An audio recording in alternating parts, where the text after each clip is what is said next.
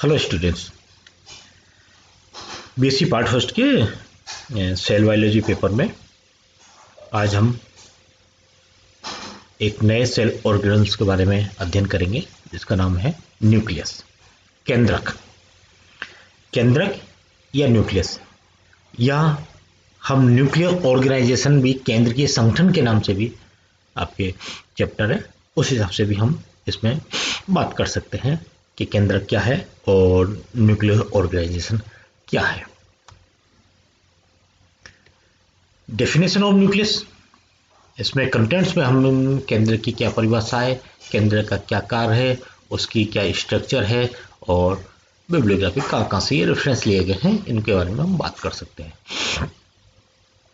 First definition आती है nucleus की कि cell nucleus is a membrane enclosed cell organelle that can be found in all eukaryotic sales.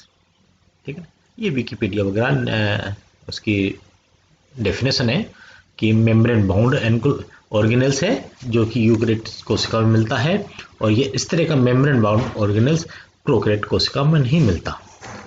Only eukaryotic cells have nucleus, prokaryotic cells do not contain, मतलब eukaryotic कोशिका में ही nucleus मिलता है जो मेम्ब्रेन बाउंड है, prokaryotic कोशिका में ये नहीं मिलता। फॉर एग्जांपल बैक्टीरिया वगैरह, ये एक दूसरी डेफिनेशन के रूप में हो सकता है। Cell nucleus is the main organelle which control the whole cell. इसके अकॉर्डिंग है कि कोशिका के अंदर जो केंद्रक पाया जाता है वो पूरी कोशिका पर नियंत्रण करता है। तो ऐसा अंगक जो पूरी कोशिका पर नियंत्रण करता है वो केंद्रक कहलाता है। It also help cell to reproduce, कोशिका के सेल डिवीजन में भी ये मदद करता है। सेल न्यूक्लियस का मेन काम है command center of the cells, so it control the activity of the cell no matter what it is. सारी एक्टिविटीज को कंट्रोल करने का प्रमुख काम इसका है। और दूसरा है जेनेटिक इंफॉर्मेशन को ले जाने का। सेल न्यूक्लियस है most of the DNA and genetic information सारी सेल न्यूक्लियस में ही होती है, तो इसलिए ये जेनेटिक इंफॉर्मेशन को ले जाने का काम भी ये सेल न्यूक्लियस ही करता है। सामान्य तौर पे अगर हम इसकी स्ट्रक्चर देखें, स्ट्रक्चर सेल न्यूक्लियस की, तो आउटर मेम्ब्रेन होगी, इनर मेम्ब्रेन होगी, न्यूक्लियोप्लाज्म होगी, न्यूक्लियस होगी, क्रोमेटिन है, न्यूक्लियर एनवायरनमेंट, पोर। ये एक डायग्रामेटिक है। इस डायग्राम को, इन पार्ट्स को हम अभी पुनः दोबारा रिपीट करेंगे। इसमें इसकी पहले हम हिस्ट्री जान लें कि केंद्रक, ये इंट्रोडक्शन था कि केंद्रक क्या है, और एक मेम्ब्रेन बाउंड ऑर्गेनल से प्रोकैरियोटिक कोशिका में नहीं होता है, यूकैरियोटिक कोशिका में होता है। और इसके से डिस्कवर 1831 में स्कॉटिश बॉटनिस्ट थे रॉबर्ट ब्राउन ने इसकी खोज की थी, और इन्होंने सजेशन दिया था कि न्यूक्लियस जो है फर्टिलाइजेशन में एक प्ले रोल करता है। ठीक है, name nucleus derived from the Latin word of cardinal और नट के नाम से इनका नाम आया। यह देती है न्यूक्लियस।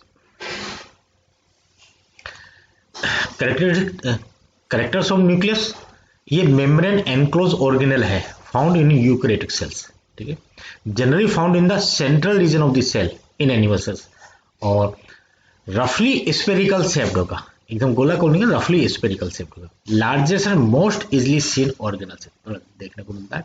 और ये एक कोशिका जब हम काटते हैं तो इस तरह से ये न्यूक्लियस है, और इस न्यूक्लियस को एनलार्ज करके हमने देखा तो ये एक न्यूक्लियस का पार्ट देखने को, दैट इज द कैरेक्टर्स, जिसमें ये न्यूक्लियर पोर दिखाई दे रहे हैं, ये न्यूक्लियर मेम्ब्रेन दिख रही है, न्यूक्लियोलस दिख रहा है, और ये क्रोमेटिन नेटवर्क, न्यूक्लियोप्लाज्म वगैरह देखने को मिल रहा है। That is the nucleus.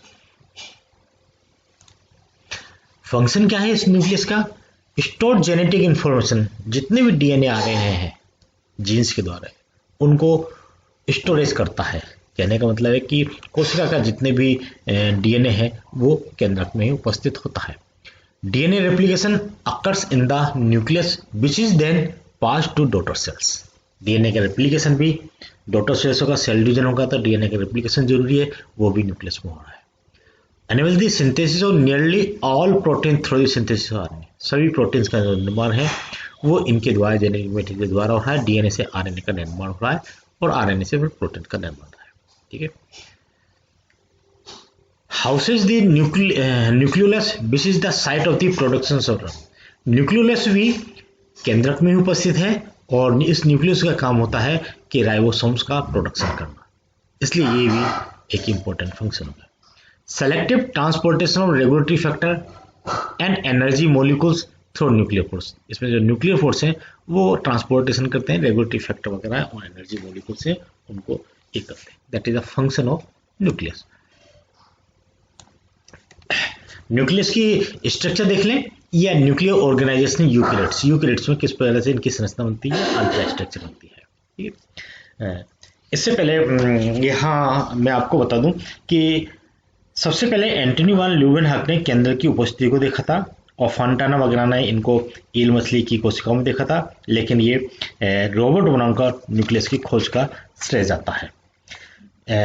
यदि पोजीशन की वाली बात करें तो ये कोशिका के अनुसार जंतु कोशिका वगैरह में सेंटर में होती है, लेकिन प्लांट्स कोशिका वगैरह साइड में होती है।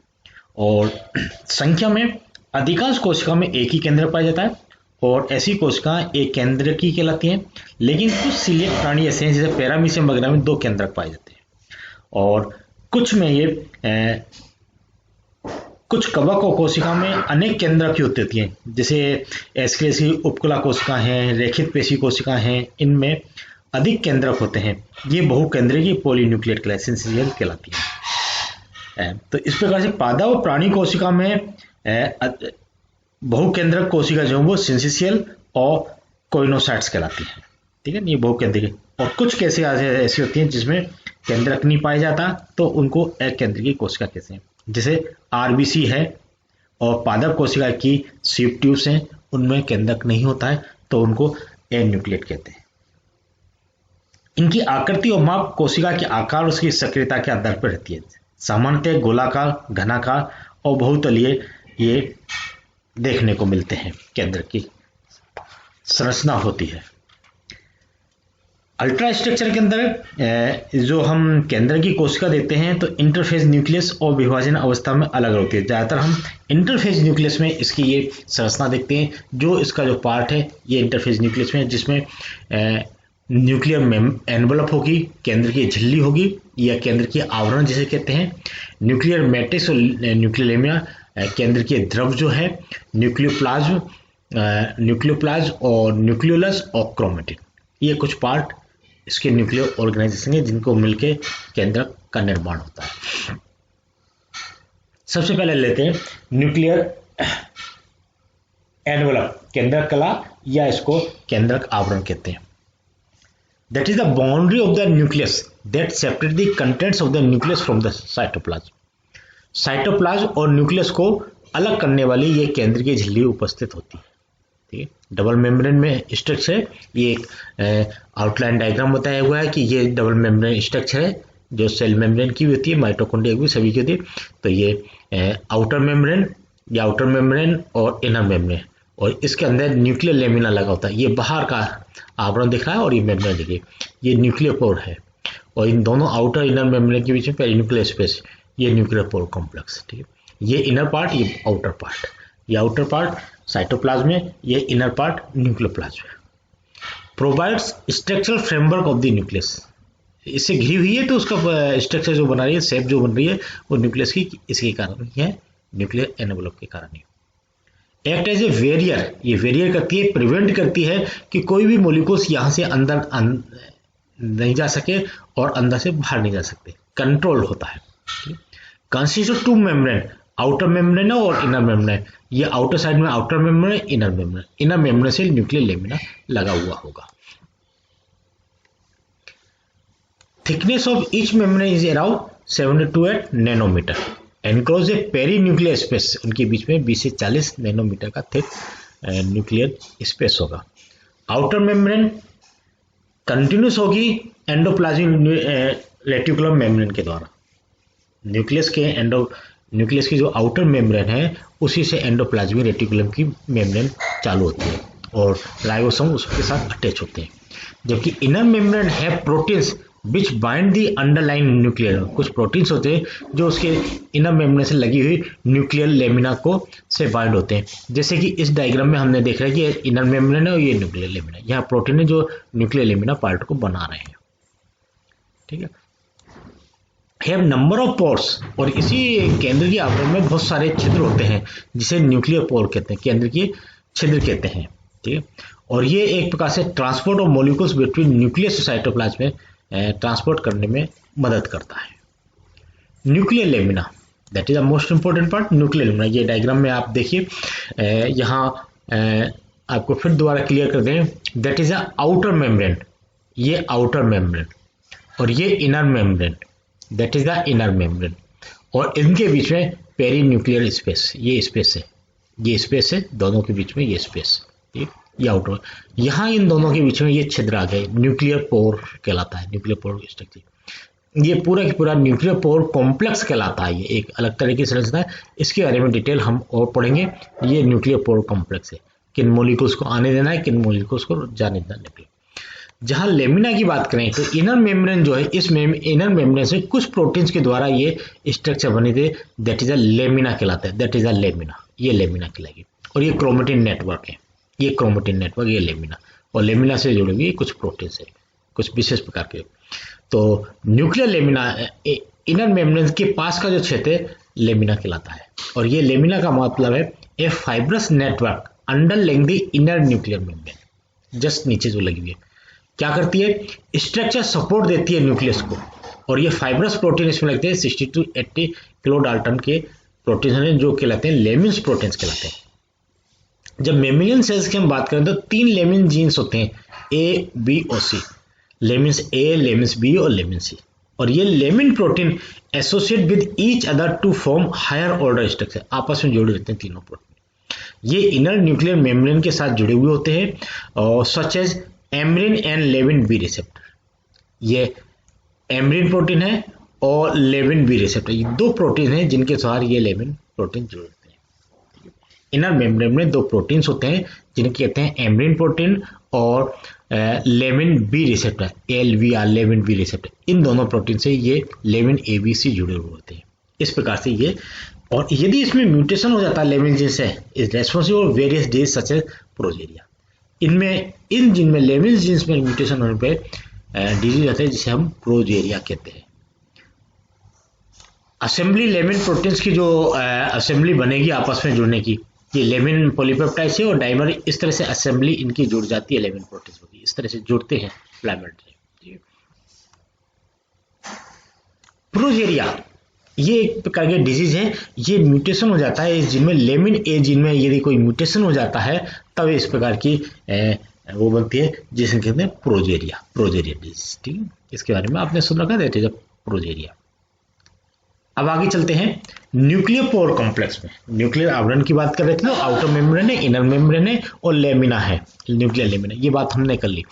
अब nuclear pore complex, that is the outer membrane, बाहरी झिल्ली है, ये अंदरूनी झिल्ली है, ये बाहरी झिल्ली, अंदरूनी, इन दोनों के बीच में स्पेस, पेरीन्यूक्लियस है, और ये झिल्ली के बीच में, ये झिल्ली कंटिन्यूस नहीं है, यहाँ ये छिद्र बनता है, दैट इज न्यूक्लियर पोर कहलाता है। और इस न्यूक्लियर पोर का विशेष संरचना है जिसे हम कहते हैं न्यूक्लियर पोर कॉम्प्लेक्स करते हैं।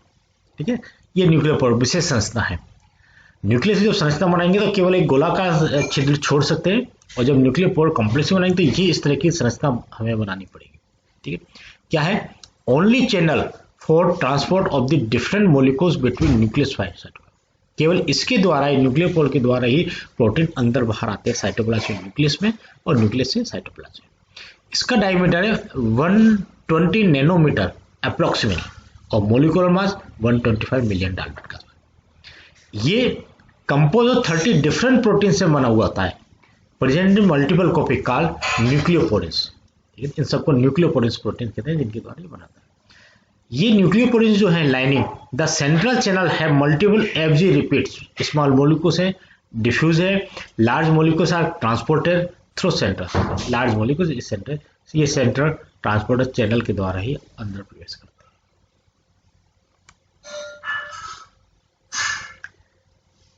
Consist of 8 spokes arrange around a central channel, इस सेंट्रल चैनल में ये 8 स्पोक्स लगे हुए होते हैं। ये सेंट्रल चैनल है, इसमें ये 4 इधर से दिख रहे हैं और 4 और इधर होंगे, टोटल ये 8 स्पोक्स के चारों ओर लगे हुए होंगे, ये सेंट्रल चैनल है।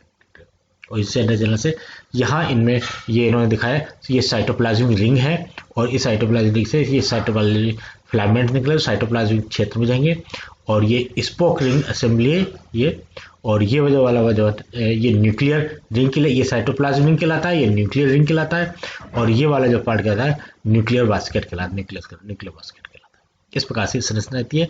तो ये आपकी consist of 8 spoke arrange around a central channel और spokes are connected to rings at the nuclear cytoplasm.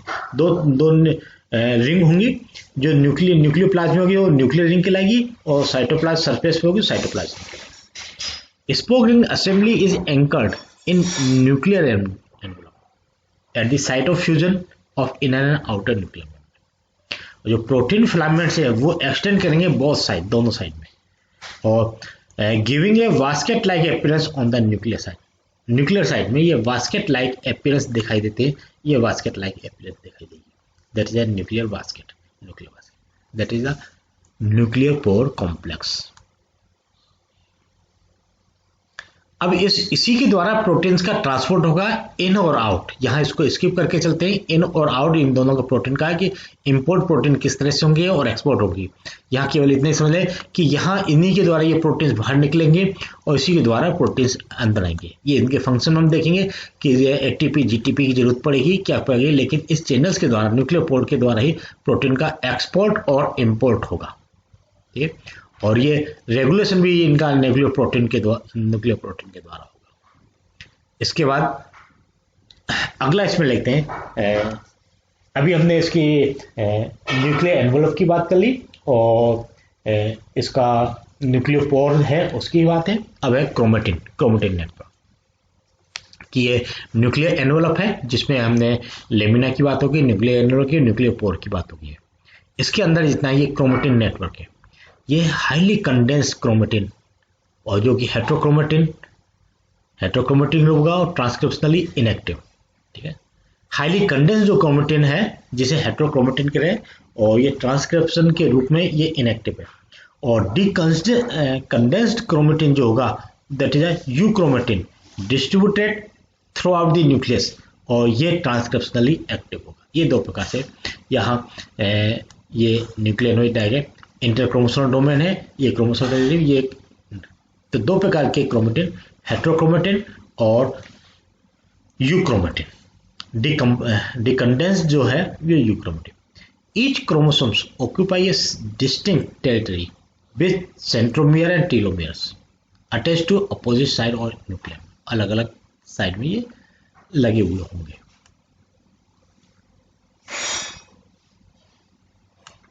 सब compartment within have distinct region for various processes, contain multiple cluster site of the DNA replication होगी, अलग अलग होंगी, स्प्लेक्स होगी। ये अलग अलग सब कंपार्टमेंट में इसमें बने हुए होंगे, किस किस प्रकार से इनकी रिएक्शन होंगी न्यूक्लियस के अंदर, ये हम हायर क्लासेस में पढ़ेंगे।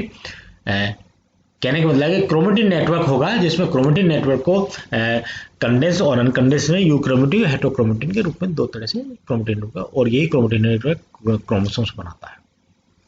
न्यूक्लियोलस केंद्रिका, ये largest structure present inside the boundary of the nucleus. केंद्र के अंदर जो सबसे बड़ी संरचना गोलाकार संरचना दिखे उसको कहते हैं केंद्रिका, न्यूक्लियोलस।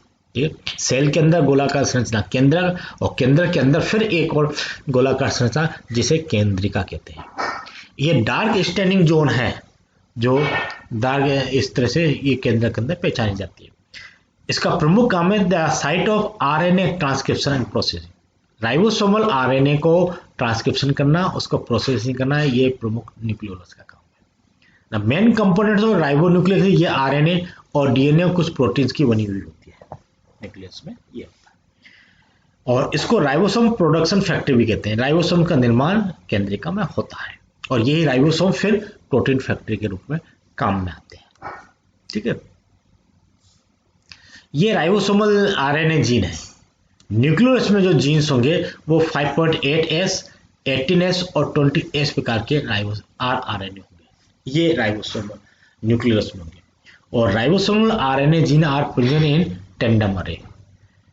200 कॉपी ऑफ जीन, इनकी इतनी जीन्स कॉपी होंगी और ये कौन से क्रोमोसोम्स होंगे 13, 14, 15, 21 और 22 में ये जीन्स उपस्थित होंगे जो इनको कोडिंग करेंगे।